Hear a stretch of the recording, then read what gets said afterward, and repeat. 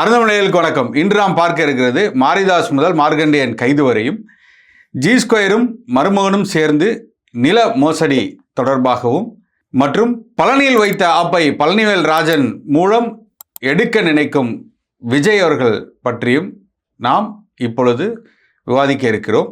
வாருங்கள், நிகழ்ச்சிக்கு போகலாம்.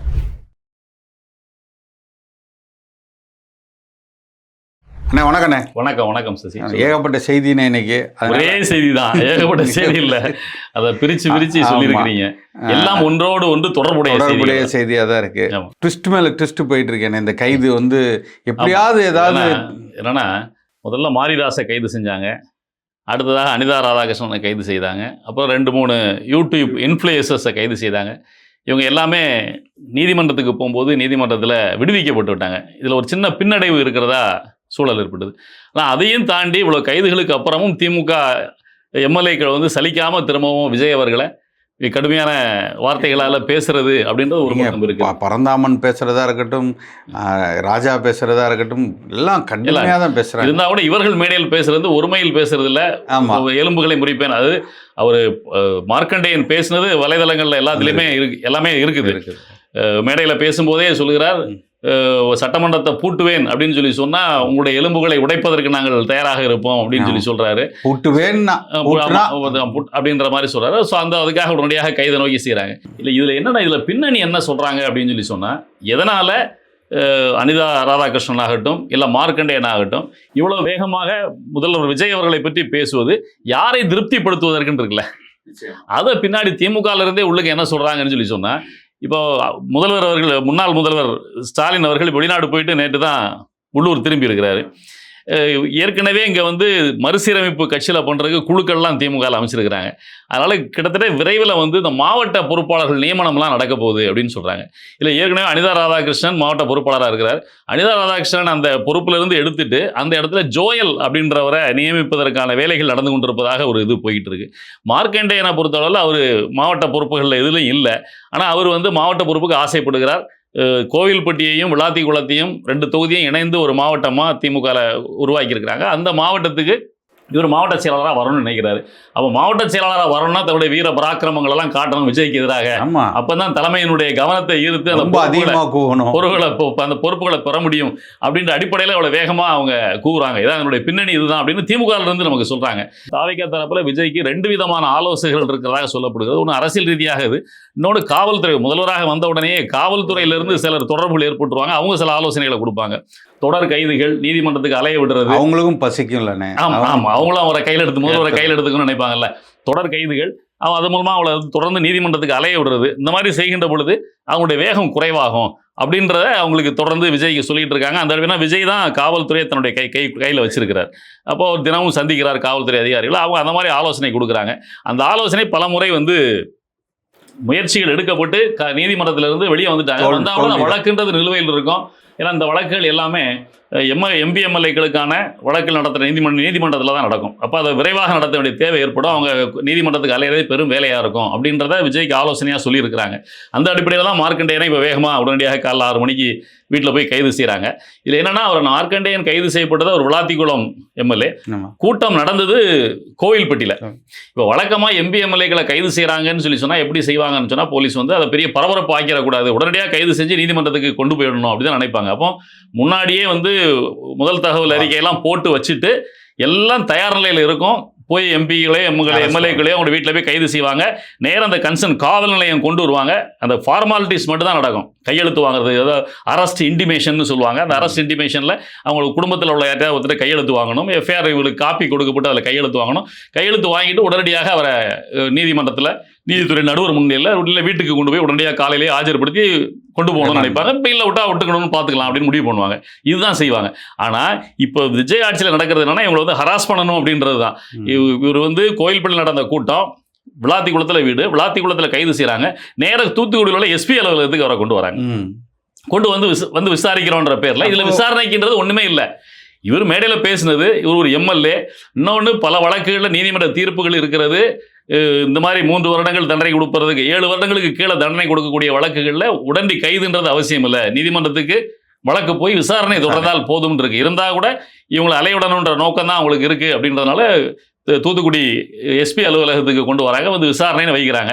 இவங்க போலீஸ் வந்து சில வலையை விரிக்கிறாங்க, அந்த வலையில திமுக காரங்க அவங்களா வந்து சிக்கிறாங்க அப்படின்னு தான் சொல்றாங்க. என்னன்னா இவரை வச்சுக்கிட்டு யாரையும் பார்க்க விடாம தடுக்கிறாங்க, வழக்கறிஞர்கள் மட்டும் தான் உள்ளுக்கு போகணும் அப்படின்னு. ஆனா உள்ளூர்லயே அங்க திமுக எம்எல்ஏக்கள் இருக்காங்க, பழைய அமைச்சர்கள் இருக்காங்க, அவங்க தங்களுடைய பராக்கிரமத்தை காட்டணுன்றதுக்காக உள்ளுக்கு வர்றாங்க, கூட்டமா வர்றாங்க. அவங்கள உள்ளுக்கு போக விடாம தடுத்து போலீஸ் கெடுபிடி காட்டுறாங்க.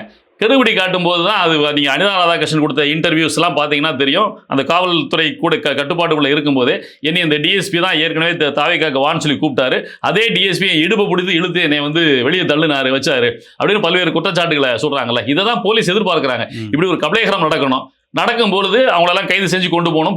காவல்துறையை எதிர்த்து திமுகவினர் ஏதாவது சின்ன சின்ன கலகங்கள் செய்தாங்கன்னா அதுக்கு ஒரு வழக்கு பதிவு செய்யலாம். பதிவு செய்யும் பொழுது இந்த மாதிரி கூட்டங்கள் வருவது குறையும். ஒன்று.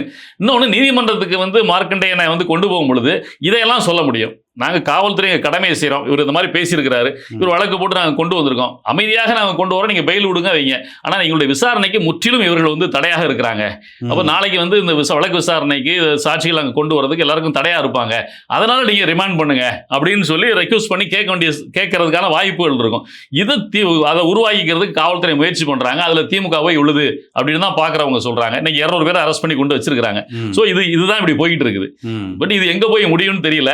ஆனால் தாவேக்காவை பொறுத்தவரை, விஜயை பொறுத்தவரை இது ஒரு ஸ்ட்ராட்டஜியாக எடுத்து பண்ணிக்கிட்டு இருக்காங்க. அந்த அடிப்படையில் பண்ணுறாங்க. இன்னும் மார்க்கண்டேயனை நீதித்துறை நடுவர் முன்பு ஆஜர்படுத்துவதற்கு கொண்டு செல்லவில்லை, ஆனால் கொண்டு செல்வாங்க. முடிந்தவரை இந்த வழக்கில் அவரை கைது ரிமாண்டு உள்ளே அனுப்புறதுக்கான வேலைகள் பெரிய அளவில் இருக்கும். இந்த சுற்றி நடக்கிற கலவரங்கள் இதையெல்லாம் காரணம் காட்டி நடக்கும். இதை எதிர்ப்பதற்கு திமுகவில் உள்ள சட்டத்துறை, இப்போ திமுக சட்டத்துறை தமிழ்நாட்டில் உள்ள அரசியல் கட்சிகளில் மிக வலுவான சட்டத்துறையை கையில் வச்சிருக்கிறது. வழக்கறிஞர்கள், மூத்த வழக்கறிஞர்கள்லாம் இருக்கிறாங்க. அதுக்கான முயற்சி அவங்க செய்வாங்க. பட் அதை முறியடித்து இவரை ஒரு முறை ரிமாண்ட் பண்ணிட்டோம்னா அதுக்கடுத்து திமுகவுடைய எம்எல்ஏக்கள் வலுவாக வெளியே பேச மாட்டாங்க, இந்த மாதிரி விஷயங்களை தலையிட மாட்டாங்க, ஒதுக்குவாங்க அப்படின்னு தாவேக்காக எதிர்பார்க்கிறது. இது ஒரு பக்கமா அப்படி போனாலுமே இந்த பக்கம் பழனியில தாவேக்காக்கு பெரிய ஒரு பின்னடைவாக தானே இருக்கு. அது வந்து 100 கோடி ரூபாய் சொத்துக்களை வெறும் 2 கோடி ரூபாய்க்கு போட்டதுங்கிறது வந்து ரிஜிஸ்டர் பண்ணது, அங்கிருந்து ஒருத்தரை டிரான்ஸ்ஃபர் பண்ணி இதுக்காகவே வந்துட்டு போன மாதிரி ஒருத்தரை கூட்டு வந்தது, அதுவும் பக்கத்துல இல்லாம ஊட்டியில இருந்து அங்க குன்னூர்ல இருந்து. இதுவுமே என்ன சொல்றாங்க, இந்த பழனியில் நடைபெற்றதே வந்து 2 கருத்துக்கள் இதில் வைக்கப்படுகிறதுல ஒரு வாரமாக இது விவாதிக்கப்பட்டு கொண்டே இருக்கிறது. இப்போ நம்ம இது விவாதிக்கிறதுக்கு காரணம் இதோட தொடர்புடைய இன்னொரு விவகாரம் திருவள்ளூரில் நடந்து கொண்டிருக்கிறது அப்படின்றதுக்காக நம்ம இதை குறித்து விவாதிக்கிறோம். இது என்னன்னா தாவேக்கா அரசுக்கு எப்படியாவது கெட்ட பெயரை ஏற்படுத்தி விட வேண்டும் அப்படின்னு நினைக்கிறாங்கன்னு தாவேக்கா தரப்புல சொல்றாங்க. திமுக தரப்புல என்ன சொல்றாங்க, தாவேக்காவுக்கும் தெரியாமல் நடக்கிறதுக்கு வாய்ப்பு இல்லை, தெரிந்துதான் நடந்துருக்குன்னு சொல்றாங்க.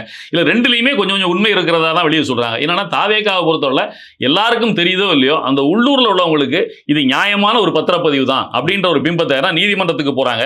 ஏப்ரல்ல நீதிமன்றத்துக்கு போறாங்க. வாங்குகிறவரும் விற்பவரும் அந்த சங்கரதாஸ் சுவாமிகளா, அந்த முருகதாஸ் சுவாமிகள் அப்படின்றவர் விற்கிறாரு, வாங்குறவங்க சேதுபதி அப்புறம் வெள்ளத்துறை, இவங்க 2 பேரும் நீதிமன்றத்துக்கு போய் இந்த மாதிரி நாங்கள் பத்திரப்பதிவுக்காக கொடுத்துருக்கோம், அதை பதிவு செய்ய மறுக்கிறார்கள் அப்படின்னு சொல்லி அதை பதிவு செய்ய உத்தரவிடணும்னு சொல்லி போறாங்க. ஒழுங்கா இருந்தால் பதிவு செய்யுங்கன்னு ஒரு நீதிமன்ற உத்தரவை வாங்கிட்டு வந்து அதை காட்டி பண்றாங்க. அப்போ இது வந்து தாவேக்கால உள்ளவர்களுக்கு காட்டப்படுகிறது, நீதிமன்றத்தினுடைய அனுமதியின் பேரில் தான் பண்றோம் அப்படின்னு சொல்லி. இப்போ பெரிய அளவில் அரசியல் தெரியாத இல்லை நிர்வாக ரீதியால எல்லா விஷயங்களும் கற்றுக்காத தாவேக்கால உள்ளவங்க சரி நீதிமன்றம்னு சொன்னோன்னா சைலண்ட் ஆயிடுறாங்க. அதனுடைய பின்னாடி தான் அவனுடைய அமைச்சர் ரமேஷ் அவர்கள் முதல் முறையாக வந்து பத்திரிகையாளர்களை சந்திக்கும் போது இது சாதாரண ஒரு விஷயமா பேசினது. அதுக்கப்புறம் முதலமைச்சர் ஒரு பெரிய அளவில் டோஸ்லாம் வாங்குறாரு, அது அடுத்த விஷயம். அப்போ அந்த மாதிரி செய்கிறாங்க. நீங்கள் பாருங்க, பழனி கோயிலினுடைய ஜேசி வந்து 3ஆம் தேதி ரிஜிஸ்ட்ரேஷன், 2ஆம் தேதி கடிதம் எழுதுனதாக சொல்றாரு. 3ஆம் தேதி ரிஜிஸ்ட்ரேஷன் 2ஆம் தேதி கடிதம் எழுதுறீங்க, பதிவு நிறுத்தணும், பதிவு செய்யக்கூடாதுன்னு சொல்லி. இது எல்லாமே ஃபார்மாலிட்டிஸ். அதாவது ஒரு பழமொழி சொல்லுவாங்கல்ல, பாம்பும் சாகக்கூடாது, கோலும் உடையக்கூடாது, அடிச்ச மாதிரியும் இருக்கணும்னு சொல்றீங்களா, எல்லாமே நடந்த மாதிரி இருக்கணும், எதுவுமே நடக்கக்கூடாது அப்படின்ற ஒரு பாணியில இதே ஒரு பாணி இப்ப திருவள்ளூர்ல நடந்துட்டு இருக்கதா சொல்றாங்க. இது வந்து G2 உள்ளுக்கு இறங்கி வேலை செய்யறாங்க. இதெல்லாம் யோசிக்க வேண்டிய தேவை இருக்கு. திருப்பாச்சூர் அப்படின்னு ஒரு கிராமம் இருக்கு, பெரிய பாடல் தலம். திமுக இதுல தானே இது, அவங்க தான் இருக்க மாட்டாங்க. இப்போ அப்படி வந்துட்டாங்க. வியாபாரிக்கு வந்து எந்த அரசு இருந்தாலும் தங்களுடைய வேலை நடக்க வேண்டும், அதுதானே கணக்கு. திருப்பாச்சூர்னு சொல்லி இது வந்து ஒரு பாடல் பெற்ற தலம். கிட்டத்தட்ட 9 ஏக்கர் நிலம் இருக்குது. இந்த நிலம் வந்து கிட்டத்தட்ட ஒரு 23 இருந்தே இதனுடைய வேலைகள் நடந்துகிட்டு இருக்குது. எப்பவுமே G2 வந்து ஒரு இடத்துல வந்து நிலம் இருக்கிறதுன்னு சொல்லி சொன்னால் அந்த நிலத்தை அதனுடைய உரிமையாளர் பெயரிலேயே அப்ரூவலுக்கு எல்லாம் அனுப்பிச்சு வாங்கிட்டு மார்க்கெட்டிங் மட்டும் தங்கள் பண்ணுவாங்க. ஸோ அந்த மார்க்கெட்டிங்கு இவங்களா முழுமையாக பண்ணுற மாதிரி பேரை வச்சுப்பாங்க. அதில் வந்து G2 மார்வல் அப்படின்ற பேரில் திருவள்ளூரில் இந்த திருப்பாச்சூர் கிராமத்தில் அந்த ஒரு இடம் 9 ஏக்கருக்கு லே அவுட் போட்டிருக்காங்க. இது திமுக அரசு காலத்திலே நடந்தது தான். திமுக அரசு காலத்தில் தொடக்கத்தில் அங்கே நடந்திருந்தால் கூட அதனுடைய தொடர்ச்சி தாவேக அரசியலையும் நடக்கும் பொழுது இதில் ஒரு குற்றச்சாட்டு இருக்கு, பிரச்சனை இருக்குன்னு வெளியே வந்தா கெட்ட பேர் யாருக்கு வரும்? தாவேகாவுக்கும் சேர்த்து தானே வரும். அதனால அந்த திமுக அரசுல இருக்கும்போது அது மறைக்கப்பட்டிருக்கும், அது வந்து பெரிய அளவுல பேசப்பட்டிருக்காது. G2 ஒரு இடத்துல போய் பண்றாங்க அப்படின்னு சொல்லி சொன்னாலே அரசு அதிகாரிகள் தான் அதுக்கு சாதகமா இருப்பாங்க அப்படின்ற ஒரு இது எல்லாமே சரியாக நடந்துவிடும், எந்த சிக்கலும் சட்ட சிக்கலும் வராது அப்படின்னு பொதுமக்கள்கிட்ட ஒரு பேர் இருக்குல்ல, அதை வைத்து தான் அவர்கள் அந்த குட்வில்லை வச்சு தான் அந்த வியாபாரத்தை செய்கிறாங்க. இப்போ அந்த அடிப்படையில் தான் இங்கேயும் போய் அந்த இடத்த எடுக்கிறாங்க. அதனுடைய முன்னாள் ஓனராக இருக்கிற ஒரு பேர்லேயே அப்ரூவலுக்கு கலெக்டர்கிட்ட என்ஓசிக்கு எல்லாத்துக்குமே அனுப்புகிறாங்க. அதில் என்ஓசியிலலாம் வாங்கப்படுகிறது. அதில் ரொம்ப தெளிவாக வந்து என்ஓசியில் வந்து சொல்கிறாங்க என்னன்னா இந்த பரியல் கிரவுண்ட் கலெக்டர் கொடுத்த, ஆமாம் திருவள்ளூர் கலெக்டர் கொடுத்தது, இந்த burial ground in survey number 331/2 adjacent to the proposed site shall not be disturbed in any way and also access road has to be maintained அப்படின்னு ஒரு ஆர்டர் கொடுத்து இந்த ஸ்பெஷல் கண்டிஷன் போட்டு கொடுக்குறாங்க. இந்த கண்டிஷனை நீங்க ஒப்ளைஜ் பண்ணி இதை நிறைவேற்றி அதை நீங்க லே அவுட் பண்ணிக்கோங்க, ஒன்றும் பிரச்சனை இல்லைன்னு சொல்லி. ஆனா இதுதான் பராக்கிரமமான ஒரு நிறுவனம் ஆச்சு. என்ன பண்றாங்க, அந்த பரியல் கிரவுண்டை வந்து அங்க உள்ள செட்டியார்களுக்கு பாத்தியப்பட்ட, செட்டியார் சமூகத்துக்கு பாத்தியப்பட்ட பரியல் கிரவுண்டு அதை வந்து அது இந்த லேண்டுக்கு நடுவில் இருக்குது, அந்த பாதை அதுக்கான பாதையும் இருக்குது. ஆனால் இவங்க அந்த லேண்டு அந்த புல்லுக்கு பரியல் கிரவுண்ட் இருந்தால் அதனுடைய வேல்யூ வந்து லேண்ட் வேல்யூ போகாது. அதனால என்ன பண்றாங்க, எல்லாத்தையும் சேர்த்து கம்ப்ளீட்டாக காம்பவுண்ட் பண்ணிடுறாங்க. காம்பவுண்ட் பண்ணி அந்த பரியல் கிரவுண்டையும் சேர்த்து அந்த பரியல் கிரவுண்ட் இருக்கிற மாதிரியே காட்டாம எல்லா வேலைகளும் செய்து அதை மார்க்கெட்டிங்கு கொண்டு வர வேலை வேகமாக நடைபெற்று கொண்டிருக்கின்றது. இதில் ஒரு கேள்விகளும், G2 வந்து பழைய திமுகவினுடைய மருமகனுக்கு வேண்டப்பட்டது, அப்போ இப்போ எப்படி அங்கே வேலை நடக்குது அப்படின்ற ஒரு வேலைகள்லாம் இருக்குல்ல. இது மேலே இல்லைன்னா ஏற்கனவே அப்ரூவல் எல்லாம் சென்ற கவர்மெண்ட் இருக்கும்போதே வாங்கி வச்சுட்டாங்க.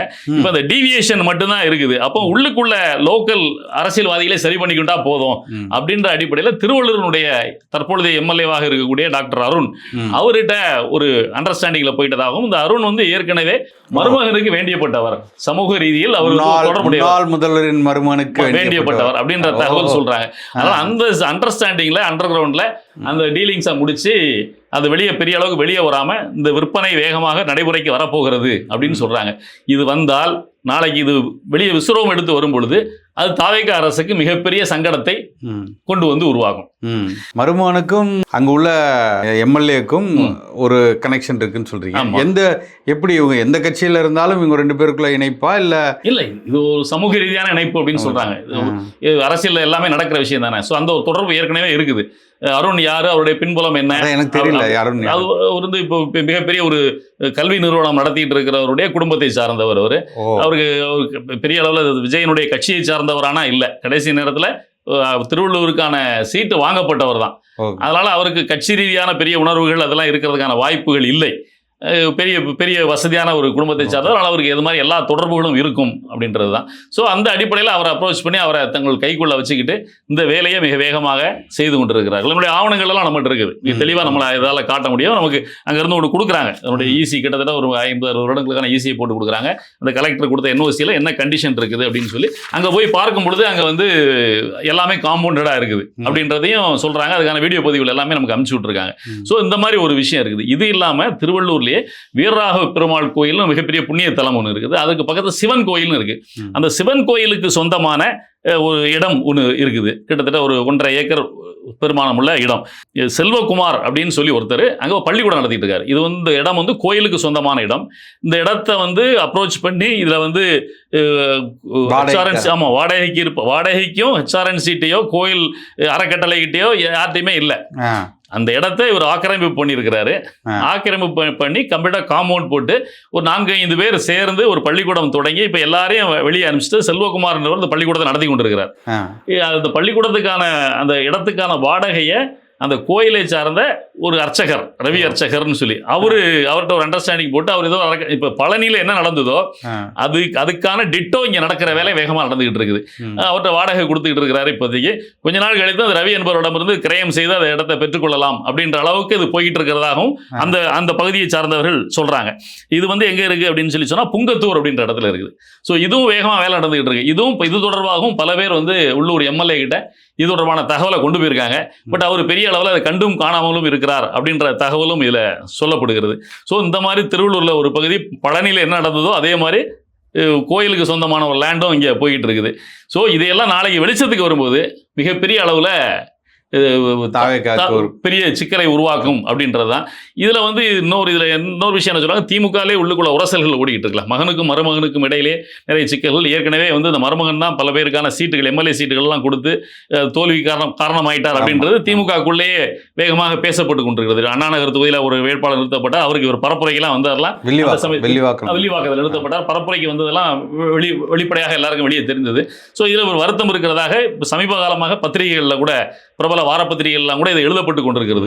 இந்த பின்னணியில இந்த பின்னணியில இந்த திருவள்ளூர் விவகாரம் எல்லாத்தையுமே வெளியே கொண்டு வரதே அவங்களுக்கு உள்ள பிரச்சனை. திமுகவை சார்ந்தவர்கள் இதை வெளியே கொண்டு விடுறாங்க, செய்திகளை வெளியே கசிய விடுறாங்கன்றதையும் வெளியே சொல்றாங்க.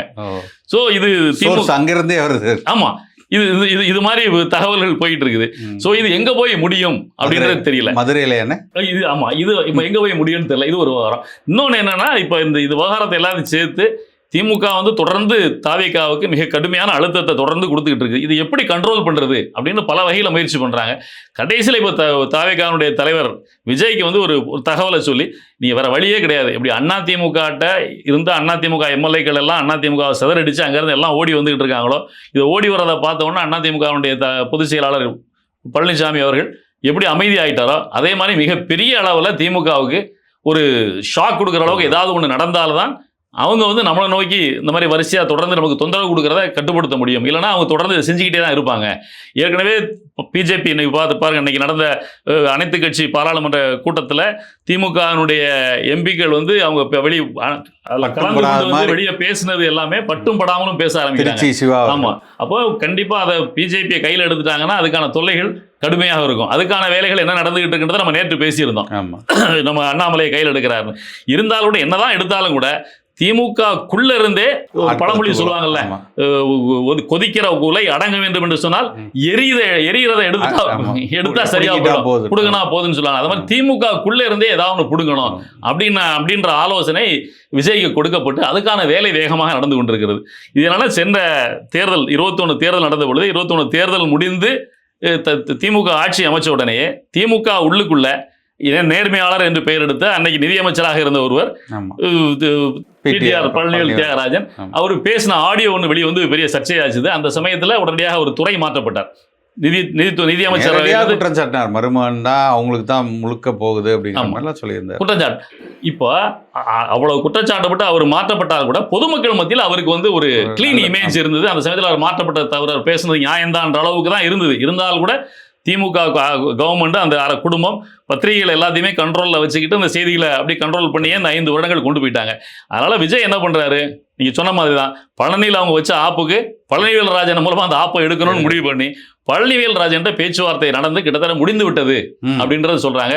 கூடிய விரைவில் பழனிவேல் ராஜன் விஜய் வந்து சந்திக்கிறாரோ இல்லையோ, விஜய் வந்து மதுரைக்கு போற மாதிரி டூர் ப்ரோக்ராம் போட்டு பழனிவேல் ராஜனை நேர போய் சந்திக்க போறார். சந்திக்கும் போது பழனிவேல் ராஜன் தாவேகால ஐக்கியமாறதுக்கான வாய்ப்புகள் இருக்கிறது. அப்படி வரும்போது பழனிவேல் தியாகராஜன் 21 அவர் என்ன சொன்னாரோ அதையெல்லாம் ஆதாரத்தோடு வெளியே சொல்லுகின்ற சூழல் ஏற்படும். அப்படி ஒரு சூழல் வரும் பொழுது திமுகவுக்கு மிகப்பெரிய ஒரு அடியாக இருக்கும். நிதியமைச்சராக இருந்தவர் ஃபண்ட் எங்க போது வைக்குதுன்றதெல்லாம் அவருக்கு தானே தெரியும். அதுல அதனாலதான் அவர் அதை ஓப்பனா பேசுறாரு. அந்த சமயத்துல திமுகவுக்கு ஒரு மிகப்பெரிய செட்பேக், மிகப்பெரிய பின்னடைவை ஏற்படுத்தும். அந்த பின்னடைவை ஏற்படுத்தினால் மட்டும்தான் அவங்க அடங்குவாங்க. அதனால அதை செஞ்சே ஆகணும்ன்றதுல தாவேகா வேகமாக முன்னேறி கொண்டிருக்கிறது. விரைவில் அது நடக்கும். அது நடக்கும்போது என்ன நடக்குது அதுக்கப்புறம் அப்படின்றத அதுக்கப்புறம் நம்ம பார்ப்போம். நன்றி, வணக்கம்.